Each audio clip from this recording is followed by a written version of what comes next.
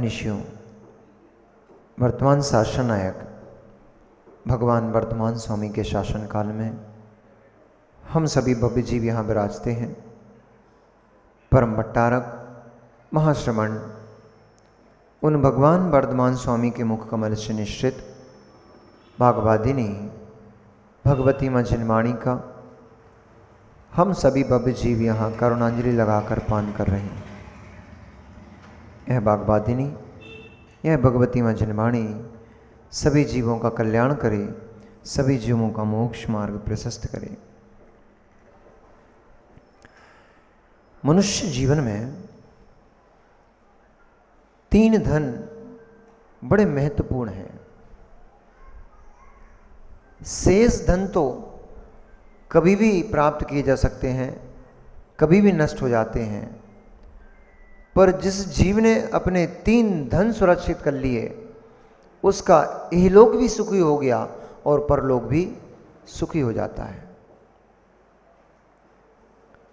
संयम धन, समता धन, तीन धन, समय धन, संयम धन, समता धन। अभी तक आपने सुना होगा, धन के बहुत सारे रंग सुने होंगे, देखे होंगे। अब नए धन सुनिए। जीवन में इस जीव के पास यदि तीन की सुरक्षा है, तीन धन सुरक्षित कर लिए, तो जीवन में वह व्यक्ति कभी असफलता को प्राप्त नहीं हो सकता। समय धन, संयम धन और समता धन। जो अपने जीवन में समय को सुरक्षित नहीं कर पाते, वे जीव संसार में कष्ट को भोगते हैं। समय पर समय का सदुपयोग जो जीव करना जानते हैं, वे लोग सुख को प्राप्त होते हैं। समय का सद्भाव करना नहीं जानते, वे लोग कष्ट से ग्रसित होते हैं। हमारा समय कहाँ बीतता है। संयम धन, जो लोग अपने संयमित जीवन को नहीं जी पाते हैं, उनका जीवन अनबैलेंस हो जाता है। संयमित जीवन जो नहीं जी पाते हैं, उनका असंतुलित जीवन हो जाता है, और असंतुलित जीवन असफलता का सबसे प्रमुख कारण हो गया। असंयमित जीवन रोगों को उत्पन्न करेगा। असंयमित जीवन मानसिक पीड़ा को उत्पन्न करेगा।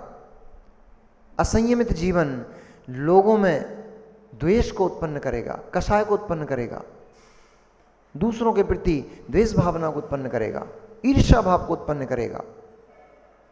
और असंयमित जीवन लोक में ख्याति को नष्ट कर देता है। समय, समता। तीसरा धन है समता धन। कैसी भी परिस्थिति पड़ जाए, उस परिस्थिति में जो जीव अपने आप को शांत रखना सीख लेता है, कैसी भी परिस्थिति पड़ जाए, जो जीव अपने आप को शांत रखना सीख लेता है, वह जीव जीवन में कभी असफल नहीं होता। सूत्र है ये, नोट कर लेना। चाहे यहां बहुत सारे स्टूडेंट्स भी बैठे हुए हैं, चाहे आपकी शिक्षा की लाइफ हो, चाहे आपकी बिजनेस की अथवा जॉब की लाइफ हो, चाहे एक पति पत्नी रूप आपका गृहस्थिक लाइफ हो, चाहे एक बुजुर्ग का अपने परिवार का संचालन रूप अपनी जीवन हो, ये तीन सूत्र जिसने अपने जीवन में धारण कर लिए, वो जीव कभी जीवन में इस पर्याय में तो असफल होगा ही नहीं, कालांतर में भी वह किसी विकृत अवस्था को प्राप्त नहीं होगा, किसी दुर्गति रूप अवस्था को प्राप्त नहीं हो सकता। तीन धन, समय धन, संयम धन और समता धन। जो इन तीन धन को नहीं संभाल पाते हैं, वे ही जीव नरक निगोद की यात्रा करते हैं। वे ही जीव जगत में तिरस्कार को प्राप्त होते हैं। वे ही जीव जीवन में असफलता को प्राप्त होते हैं। लुटता कहाँ है? ये तीन धन लुटाता कौन है और लुटते कहाँ हैं? पंडित जी, छोटे पंडित जी, 3 धन लुटाता कौन है और लुटते कहां हैं? मैं स्वयं लुटाता हूं। 3 धन को लुटाता कौन है? मैं स्वयं लुटाता हूं। कहां? निद्रा में, स्नेह में और द्वेष में। 3 धन कौन लुटाता है? स्वयं मैं लुटाता हूं। कहां? समय धन को निद्रा में, समय धन को निद्रा में। नींद बड़ी प्यारी वस्तु है, नींद बड़ी प्यारी वस्तु है। थोड़े से फ्री हुए तुरंत घेर लेती है। थोड़ा सा कुछ काम नहीं हुआ तुरंत निद्रा सताने लग जाती, तुरंत नींद आने लग जाती है। इस नींद ने साधुओं की सामायिक छीन ली। इस नींद ने सामायिक तो क्या, साधुओं के मूल गुणों को छीन लिया। इस नींद ने आवश्यक कर्तव्यों को छीन लिया। इस नींद ने साधु को साधु पने से छीन लिया। ताली बजा रहे हो? अच्छा, साधु की बात है इसलिए। अरे नींद ने जब साधुओं को नहीं छोड़ा तो तुम्हें कहां छोड़ेगी? अब बजाओ ताली।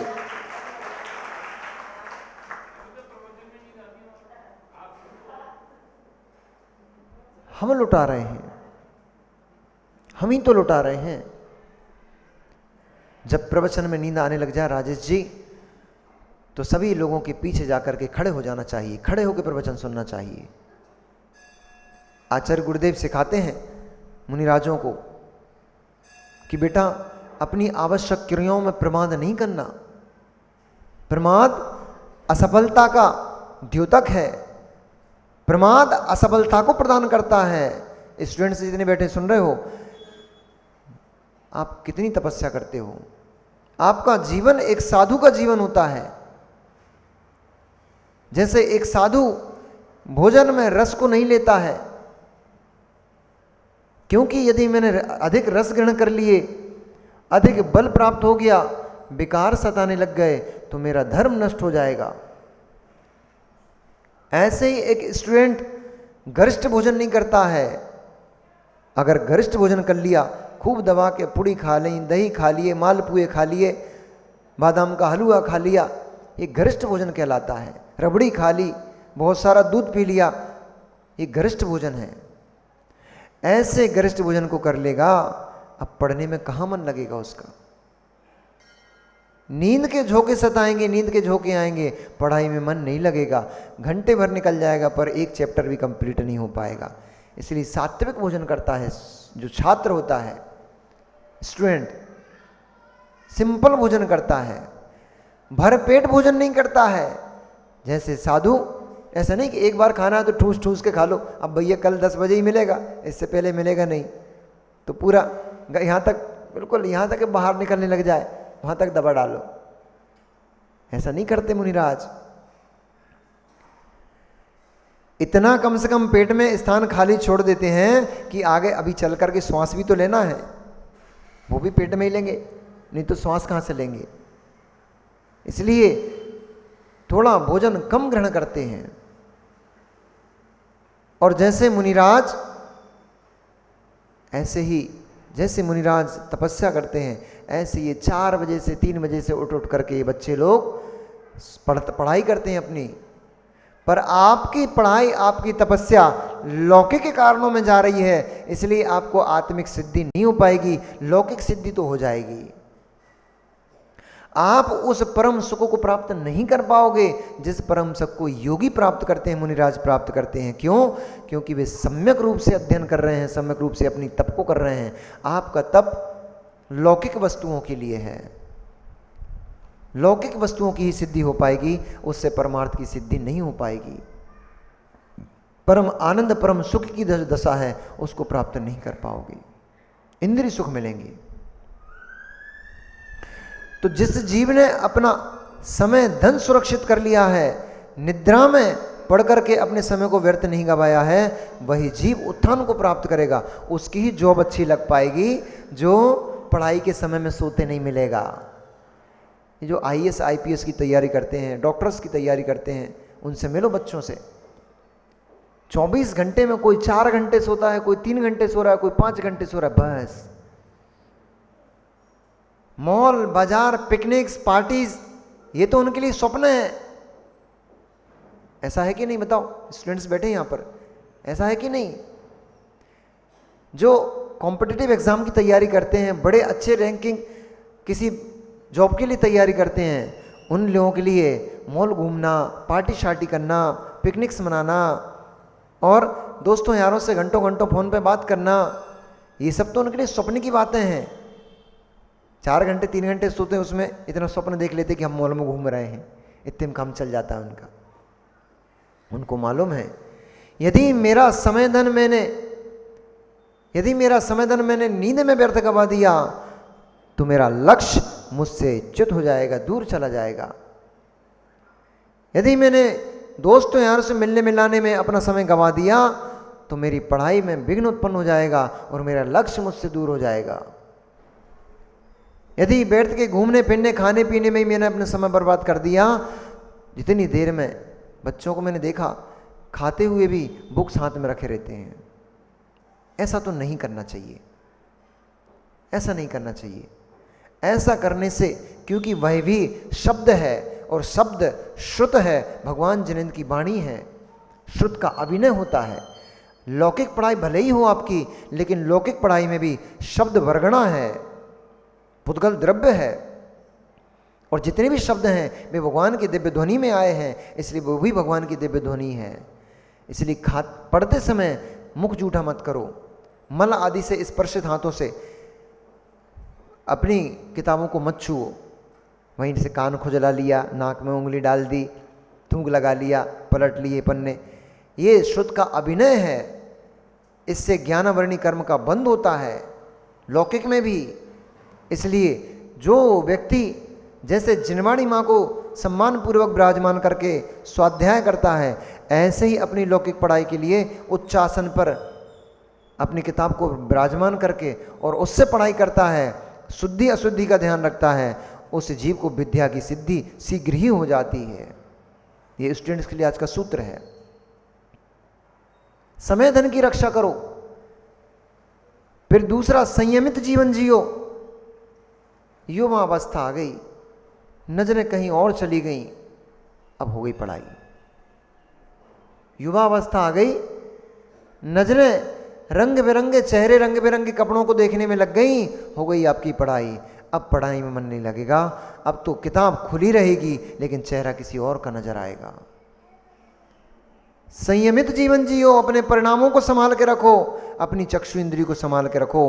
इससे बहुत कम देखो, बाहर बहुत कम जाओ ताकि बाहर के दृश्य दिखाई ना दें।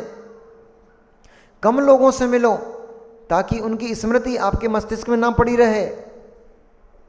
कम फोटोज, कम मूवीज, कम मोबाइल चलाओ ताकि आपकी बुद्धि प्रशस्त बनी रहे, आपके परिणाम प्रशस्त बने रहें। संयम धन सुरक्षित करके रखो। संयम धन सुरक्षित होगा तभी स्टूडेंट पढ़ पाएगा, संयम धन सुरक्षित होगा तभी ऑफिस में एक वर्कर अच्छे से काम कर पाएगा, संयम धन सुरक्षित होगा तभी एक पत्नी अपने पति और अपने परिवार का लालन पालन अच्छे से कर पाएगी, संयम धन सुरक्षित होगा तभी एक व्रती अपने व्रतों को पाल पाएगा, और संयम धन सुरक्षित होगा तब एक महाव्रती अपने महाव्रतों में उत्कृष्ट रूप से पालन कर पाएगा। महाव्रती भी यदि अपने भक्त भक्तनियों को देखने में लग गए, उनके महाव्रतों में दोष खड़ा हो जाएगा। इसलिए संयम धन सुरक्षित रखना। तीसरा, समता धन। स्थितियां परिस्थितियां तो संसार है, अनेक बनेंगी और बनती ही हैं। विशेष तौर से स्टूडेंट्स के लिए कोई मार्क्स कम आ गए, नहीं एग्जाम पार कर पाए, तो तुरंत रेल की पटरी क्यों ढूंढते हो? तुरंत रस्सी क्यों ढूंढते हो पंखे पंधे में बांधने के लिए? जीवन थोड़ा ही खत्म हो गया है, पुनः प्रयास करो। वो कौन था जिसने चींटी को बार बार गिरते देखा था? पृथ्वीराज चौहान से जो 31 बार हारा था, क्या नाम था? सावरी जी लगता है आपको? मोहम्मद गौरी। इतिहास कम पढ़ी है क्या? मोहम्मद गौरी पृथ्वीराज चौहान से 31 बार हारा। या 32 बार हारा, शायद मोहम्मद गौरी था, नहीं होगा तो जो भी था बड़ा मजबूत था, दृढ़ निश्चयी था। लौकिक अवस्था में देखा जाए तो उसकी क्षमता को तो पीठ ठोकना पड़ेगी। इतनी बार हारा, पर तब भी उसने हार नहीं मानी। एक एक अपने राज्य को छोड़ के भगा दिया गया, राज्य से निकाल कर भगा दिया, सब कुछ कर दिया। एक एक व्यक्ति को जोड़ जोड़ कर उसने अपनी पूरी सेना तैयार कर ली। और अंतिम बार शायद 32-33 जितनी बार था, जब उसने अंतिम बार पृथ्वीराज चौहान को चढ़ाई की उसके ऊपर, उसको हरा दिया। मनोबल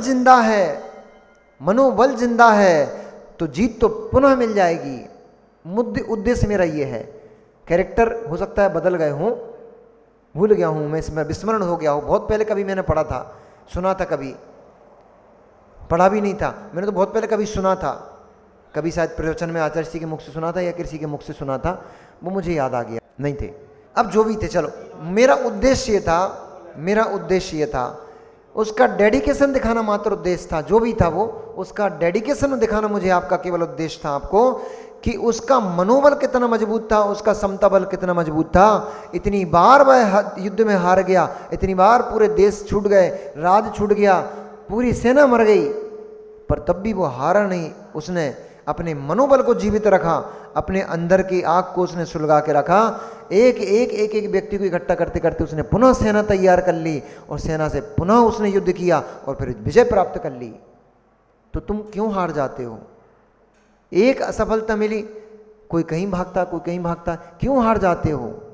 क्योंकि इतने ही में नहीं बैठे हैं। मैंने सुना है, ये भैया बता रहा था, क्या नाम है, अश्विनी, आशीष, ये आशीष भाई बता रहा था, महाराज जी यूट्यूब पे बहुत सारे लोग प्रवचन सुन रहे हैं, हजारों की संख्या में लोग प्रवचन सुन रहे हैं, इसलिए यहाँ जितने बैठे हैं उनका ही मात्र उद्देश्य नहीं है, यूट्यूब पे भी जितने लोग सुन रहे हैं, जितने बच्चे सुन रहे हैं, युवा सुन रहे हैं, युवतियाँ सुन रही हैं, उनको भी मेरा उद्देश्य यह है कि उन तक भी ये बात पहुँचे।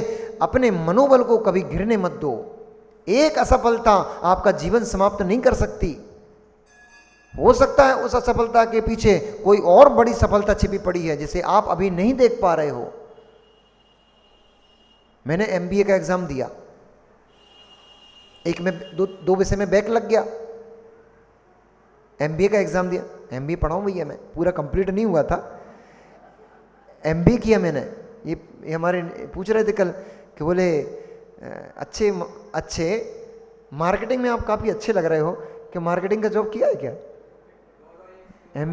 MBA पढ़ाई करी है भैया मैंने। तो उसमें बैक लग गया। मेरे मन में आया, अरे छोड़ो छाड़ो यार, कुछ नहीं। उस समय मैं जॉब कर रहा था, पार्ट टाइम MBA कर रहा था, तो मैंने सोचा जॉब अच्छी खासी अपन करते ही, क्या टेंशन लेना, प्रमोशन MBA से जल्दी मिल जाता है, इस चक्कर में कर रहे थे। बाकी पढ़ाई से तो मन भर चुका था हमारा।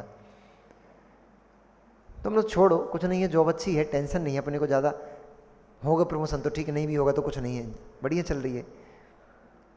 फिर सोचा अरे कार्य हाथ में लिया है तो पूरा कर ही लेते हैं, बीच में क्यों छोड़ते हैं। सो आगे करने लग गए, पर वो निमित्त ऐसा बना कि वो पूरा नहीं हो पाया, क्योंकि हमारे अधूरे काम बहुत सारे रह गए हैं। दो तीन चीज़ें हमारे जीवन की ऐसी हैं जिन, सुनो ना, हाँ तो यही तो मैं बोल रहा था, आपने मेरी बात सुनी नहीं। आप हमें पूरा सुन लो, आपके सारे प्रश्न अपने आप समाप्त हो जाएंगे। मैं यही बोल रहा था कि जीवन में मेरे साथ कुछ ऐसी अव्यवस्था रही है। एक तो मेरे से कभी टाइम मैनेजमेंट होता नहीं, मैंने मैनेजमेंट का कोर्स किया है, पर मेरे से टाइम मैनेजमेंट नहीं होता। मेरी कई बार आचार्य श्री के दर्शन के लिए जाता था, इस शिविर वगैरह में जाता था, तो मेरी अक्सर ट्रेन छूट जाती थी, क्योंकि मेरे घर से स्टेशन तक पहुंचने का रास्ता था 20 मिनट का, और मैं डॉट 20 मिनट पे ही निकलता था कि अब बस 20 मिनट मेरे पास बचे हैं, इतनी समय में मैं स्टेशन पहुंच जाऊंगा। तो जिस स्पीड से अपन गाड़ी चलाते थे उस स्पीड से हमारा 20 मिनट का रास्ता था। तो कभी ऐसा होता था, गाड़ी को पार्क किया, भीड़ में लग गई, कहीं जाम लग गया रास्ते में, अब 2-5 मिनट में इधर उधर निकालते निकालते वो चली जा रही ट्रेन, वो जा रही है। कई बार ऐसा मेरे साथ होता था, अभी भी होता है। महाराज हमसे परेशान है दोनों, पर हमने तो उनसे बोल कर रखा, देखो भाई तुम टेंशन नहीं लेना, क्योंकि हमने तो दीक्षा के मंच पे ही आचार्य श्री से बोल दिया था, आचार्य श्री हम तो डिले हैं, डिले थे और डिले ही रहेंगे।